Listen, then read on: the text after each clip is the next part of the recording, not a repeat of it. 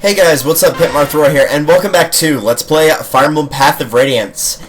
In the last episode, we underwent a quote-unquote training mission, as the chapter said, that involved getting some cargo away from what looked to be a band of thieves, or I don't know what you'd really call them, but point is, they're evil, because clearly, judging by the boss's face, they were bad guys. And they had some cargo with them that we were supposed to be taking back to the Empress of Benyan. So I guess we'll be seeing more on that shortly. But for right now, it looks like we are in Kilva's territory where the Ravens reside. This right here is Neolucci. He's not terribly important in this game. A little bit more so in the sequel, but not super important. So just know that he basically raised Naysala, who is the actual king of the Ravens. So, aside from that, not too terribly important. Either way, in case you don't remember from last time, we saw this character, Rayson, the one with the white wings, and I mentioned that he was incredibly important because he is a special type of Laguz that there's not many left of.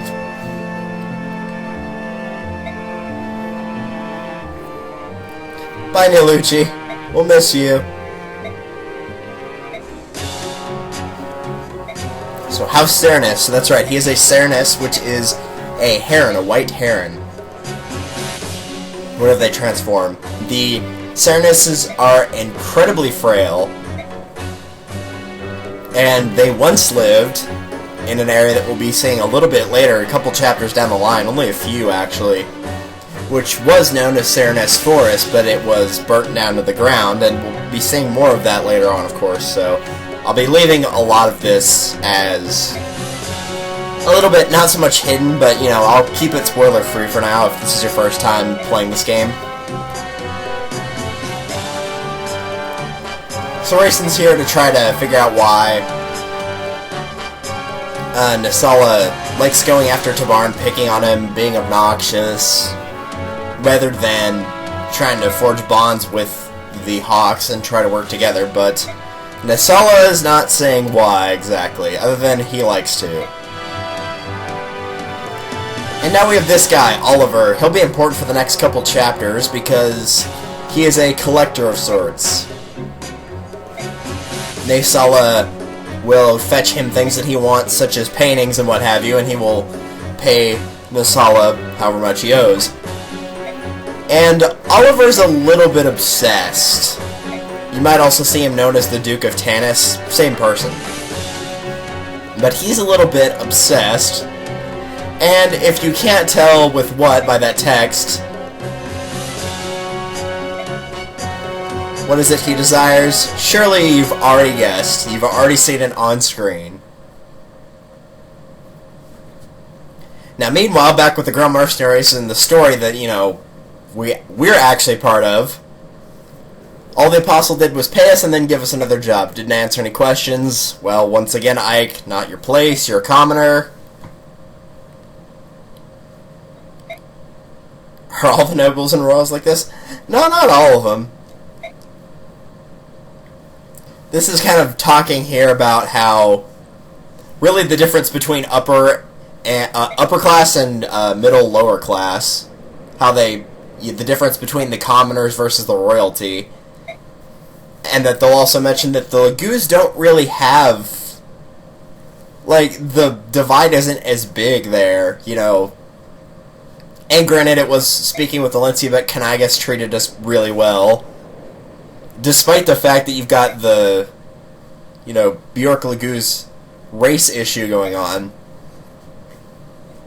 They seem to be treating us a lot better as a whole once they realize that we're, you know, not bad people. It's a little bit interesting to see both sides. Whenever you start the game, you kind of see that the subhumans are always something to be feared, to look out, they're never your friends, etc. And then it seems to be more so that there's a lot more dissension among the humans, or the Bjork, rather than the Laguz. Now, I'm assuming that if you're watching this, you're probably here specifically for the map, because this is one of the maps in the game that's rather obnoxious. You'll see why shortly. Now, that guy just mentioned that we're headed to the Grand Desert, and this conversation right here with Sigrun is very, very important. So we're headed to the Grand Desert, and desert maps, for those of you that have played Fire Emblem before, you know what this means. That a lot of your units are not going to be useful in this chapter. You must choose your companions with extreme care here. I mean, you have to be very, very careful who you take. Not in this case so much because of enemies, because there's not too many of them. It's more so the penalties that you take, because desert tiles give you a very, very significant movement penalty. So unlike sandy soil, you'll not find solid earth. You could dig and only find more sand. Those on foot and horseback may find it difficult to move around, especially on horseback. Horseback units will take a really bad penalty. They'll only be able to move 1 square per turn instead of their typical 7, 8, 9. 1 square. That's it. So those on foot and on horseback will find the sand slows their pace considerably. The exceptions are magic users, staff wielders, and thieves. Such people will not be affected to so large a degree. The foot soldiers take a little bit of a penalty. It's not near as bad. They could usually move like 2 or 3 tiles. So thieves are agile, so I can understand why they would be unaffected, but those in the magical arts does not make sense. And apparently, Sigrun has talked to somebody that says he claimed the spirits cleared out the sand and employed a path. Though since it was Sephirin, you know, that's a little bit questionable of a reason. Others affected by sand are obviously flying units, your Pegasus Knights, your Wyvern Knights, and also Lagoos. They take a slight penalty, but it's not terribly bad. So Lagoos are pretty good as well.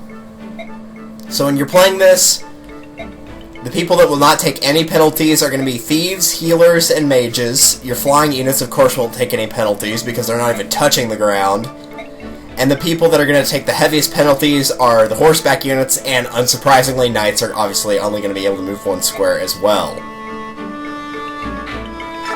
And because of this, we're not going to be able to use Makalov this round because he is on a horse. Ah well.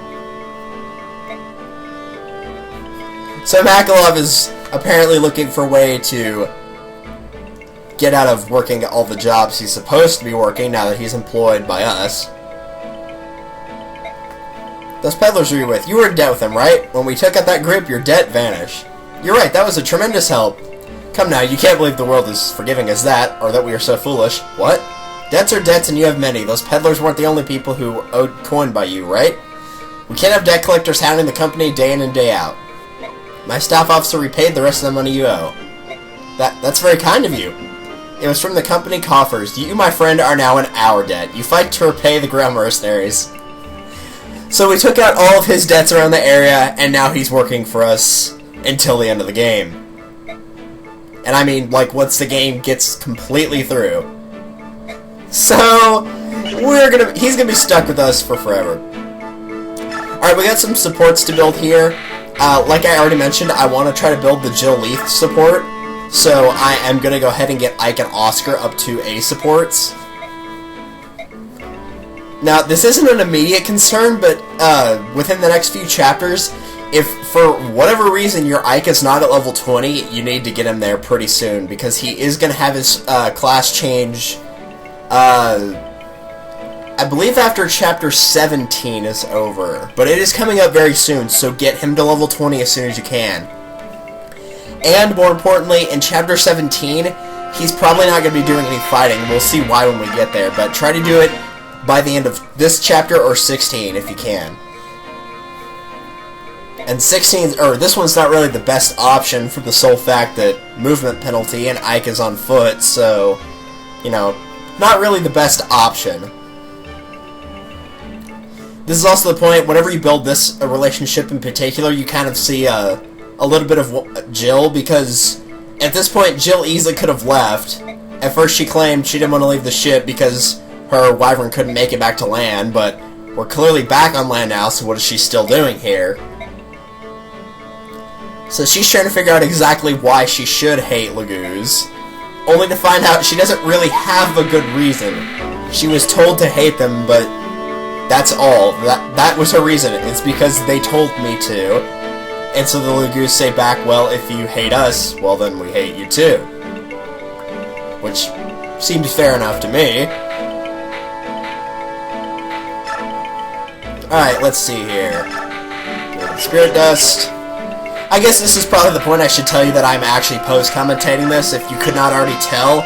I did the commentary for this, and there was two issues with it. One was the volume was really, really quiet, and while I could have gotten it all the way back up, it would have taken not too much effort, but it would have made the audio quality, like, really, really bad, so I didn't bother with it. And secondly, I was also still kind of if you're hearing a little pause occasionally, then it's likely me trying not to make my nose sound all congested. I've been, like, really sick since about Halloween. I recorded this on the 3rd, and I'm doing the audio for this now. It is the 6th. It's about 10 o'clock at night. But I've been sick with, I guess, a sinus infection. It wasn't the flu, because it wasn't that bad, but a bunch of different things. So I'd been sick, and eventually I was like, okay, I need to actually sit down. I have to record. I can't just put it off. I've been really bad about it as of late anyway. And so I tried to record it. Audio was quiet. I had to pause multiple times to stop and blow my nose and, you know, make that nice little noise over and over. So, long story short, I ended up saying, okay, you know what? I'm going to redo this. That would be an annoying jerk who keeps running by our house going a million miles an hour. If you heard that, I apologize. But either way, right here, I'm basically deciding who to give my experience to. For this map, you are going to want both of your thieves, so take them both. I will not be using Astrid, so I went ahead and gave her some levels. Jeez. Because I do want to try to get her class changed as soon as I can. But you are going to want both of your thieves. Like I said, this isn't a map that's really, like... It's not difficult. It's just time-consuming. The only way you could really die in this one is if you took in a frail unit and just threw them into a group of enemies, which you're never supposed to do anyway. But the enemies here are pretty easy to isolate and just knock them out one by one. It's just that it might take a while, that's all. Not incredibly hard. So, front runners for this are going to be, if you're using them, Marcia or Jill, or Marcia and Jill, Soren, Ileana, any of your mages. I would go ahead and take your healers, because you never know if you might need one. You might get hit by something that's pretty bad. Mordecai or Leith if you're using Lagoos units. Both your thieves, like I already mentioned. Ike obviously has to go with you. Take a few foot soldiers, just like those types of units, just in case. Take Rolf with you for sure. Avoid your knights, avoid your cavalier-based units, all your horsebacks, avoid those. But do take some foot soldiers. Because you're not going to have a lot of flyers and mages and what have you. Because to be blunt, some of them are just not good. Oh right, I forgot, I gave Soren Adept here. One of the combos that I like using in this game, in particular, because you don't get a lot of options for skills. You don't get a lot of options for skills in this game. And so Vantage Adept is one of the ones I like using, because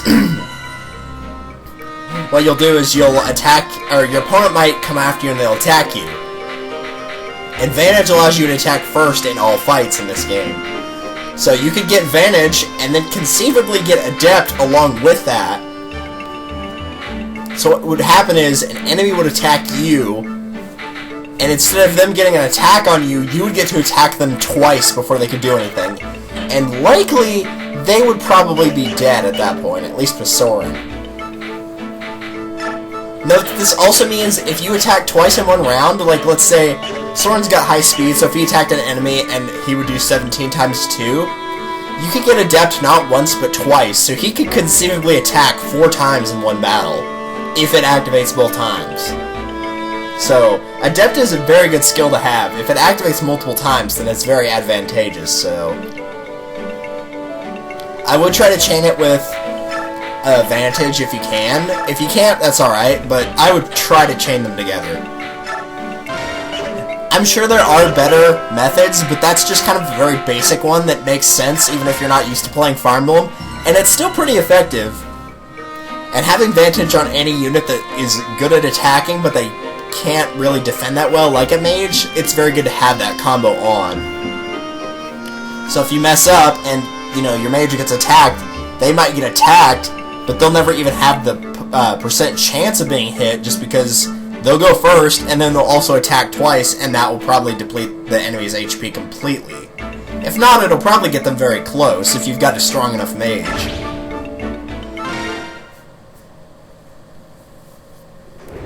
Alright, so out in the Grand Desert, we have a little bit of a conversation between Ike and Soren. Soren's been a little bit down since coming to Benyon, and it's not so much him being down as him staring off into space, kind of like he just did. He was thinking, yes. He was going to ask for directions, but it's no longer necessary. Looks like we're being met. Ah! Hello! Who are you? Answer me. We are less orange than you, that's what we are. You're very orange, sir.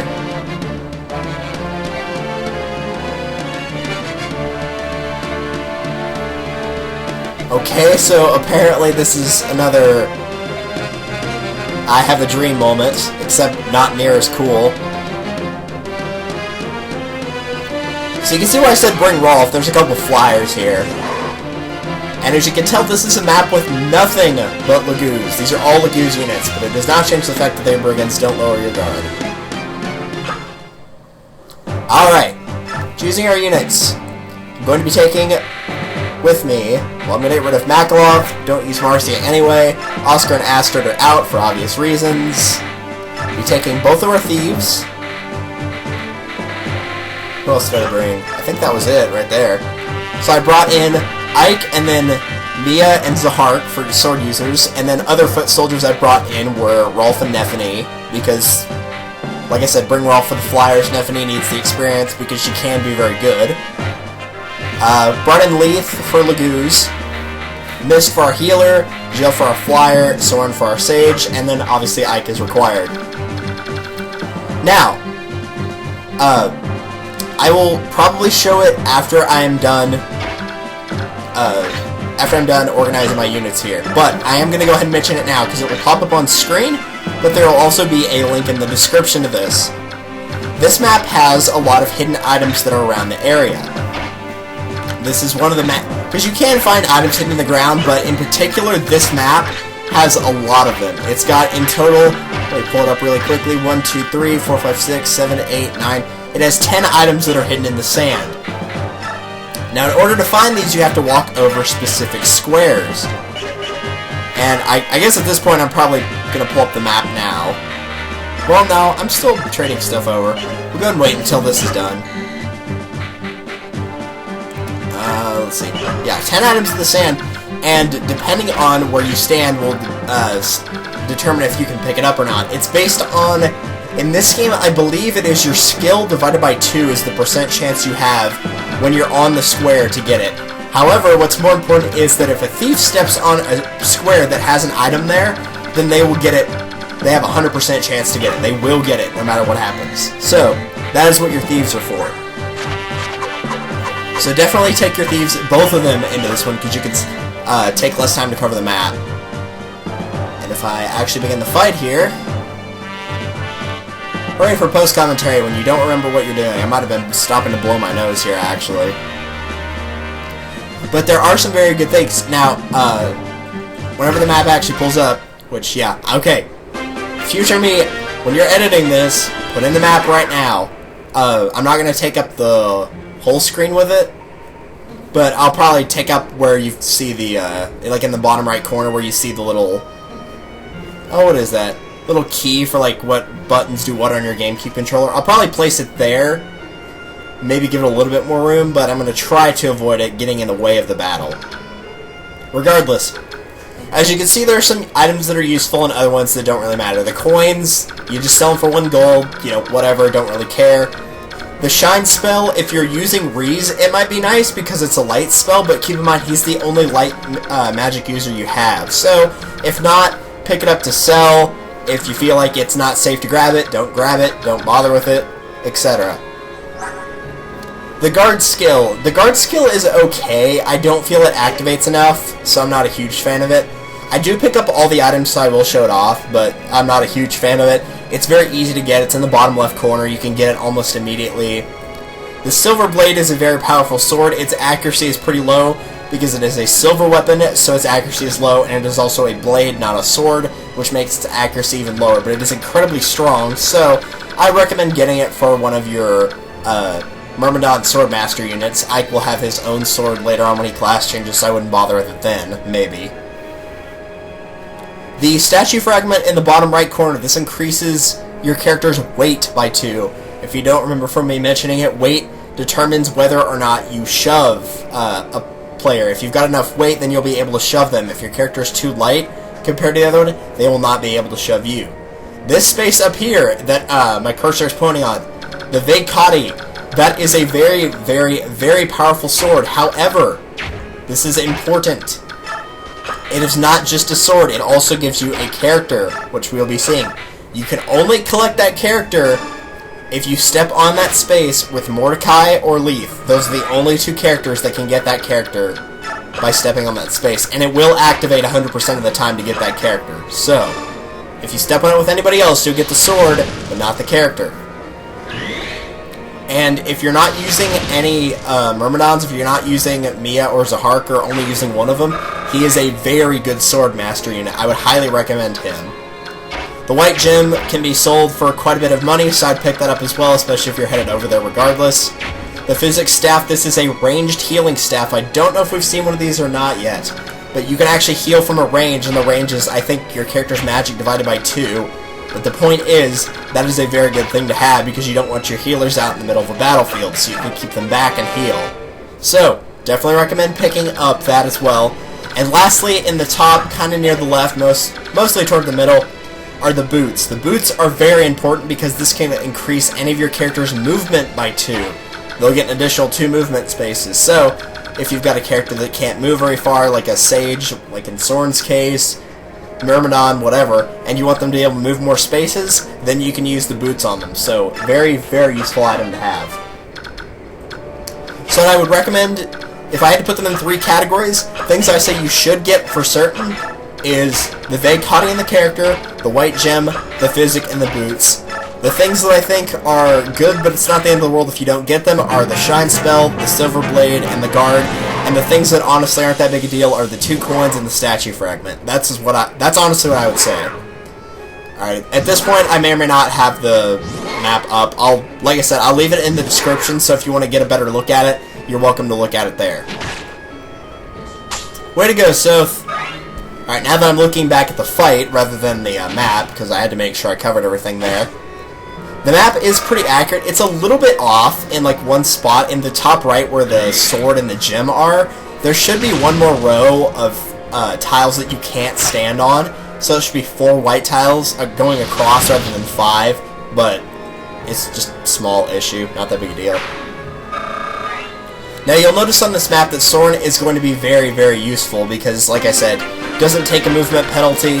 And also, if you've been using wind magic or thunder magic, well, mostly just wind, if you've been using fire or wind magic, you'll get bonus damage against the Lagoos as well. So, another thing to make note of. Right here, I was debating on whether I want to attack this guy with Volk or not. I ended up deciding to, which paid off because he got a critical hit and killed him. I was going to send Rolf down there, and then, of course, Rolf would not have been able to make it in time, so I was just like, yeah, whatever, don't bother with it. And then, as you can see, the movement penalty is pretty bad, but this is kind of just moving your characters up and going on and so forth. Get rid of the cat before he kills Soph. But this is the map that I said you want to have Soph be a... have Soren make sure that he's a Sage at this point, because if he's not, and he gets hit, he's going to get hit pretty hard. And he can probably... with at least any of the cat Lagoos and the bird Lagoos, he can take 2 hits once he's class changed, probably.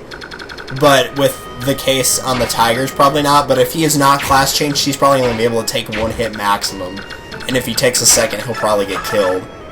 So you are going to have to watch out for that. Right here, I was just trying to figure out exactly what to do. Yes, that is an ambulance in the background. If you can hear it, I apologize. Unfortunately, I usually hear at least one ambulance a day because I work at the hospital, and then we also live next to a retirement home, so I hear them a lot. Now, this is really a time to show that you need to pay attention to the transformation gauge on Lagoose as well, because if they're not transformed, obviously they can't counterattack you. There's not much they can do. So if you watch and see when they're transformed, you can just wait for them to untransform and then run in and kill them if you want. Or if you're trying to go fast, then it won't matter and you can just rush it.